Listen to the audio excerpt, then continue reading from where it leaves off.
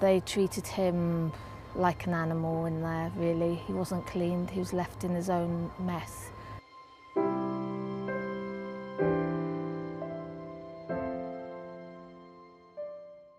The Independent has been following the story of Nicholas Thornton. He's 28 years old, but for the past 10 years he's been in and out of institutions that can't meet his needs. One of more than 2,000 people with learning disabilities and autism who find themselves stuck in hospital for decades.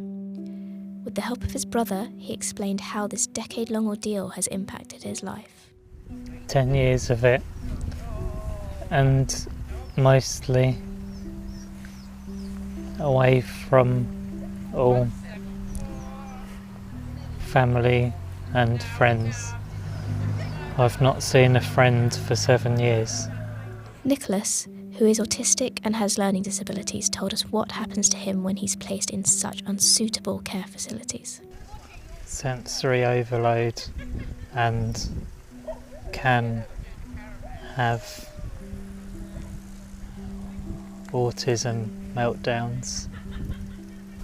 The alarms and the number of people, fluorescent lights, it's like torture that I can't get away from. We met with Nicholas's sister Alex, who has been battling to get him the care he deserves.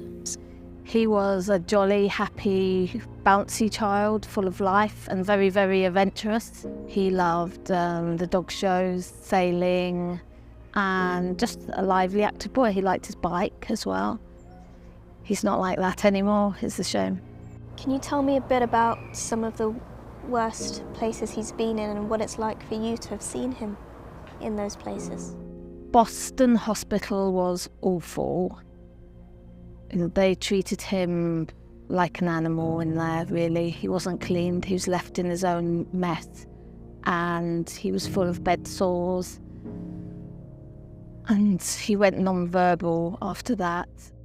United Lincolnshire Hospitals NHS Trust, which runs Boston Hospital, said that Nicholas's concerns were referred to the local safeguarding team.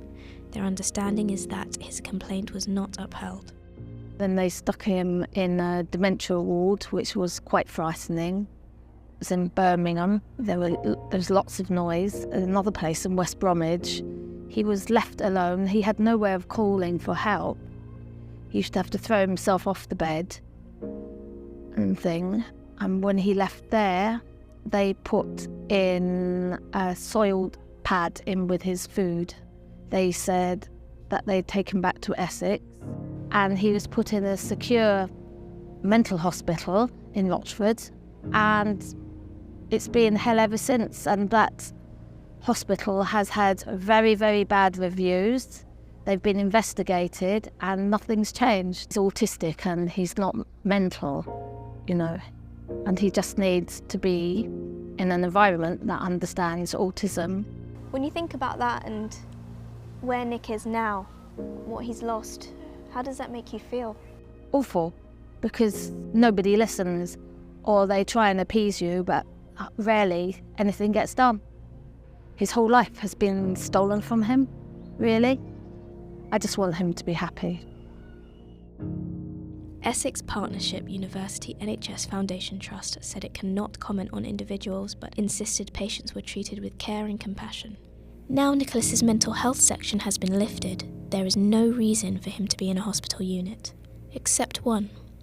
Authorities can find nowhere else to house him where he can be cared for properly and given that chance at a life he so desperately wants. I just don't understand why this happens to so many autistic people. Something needs to be done.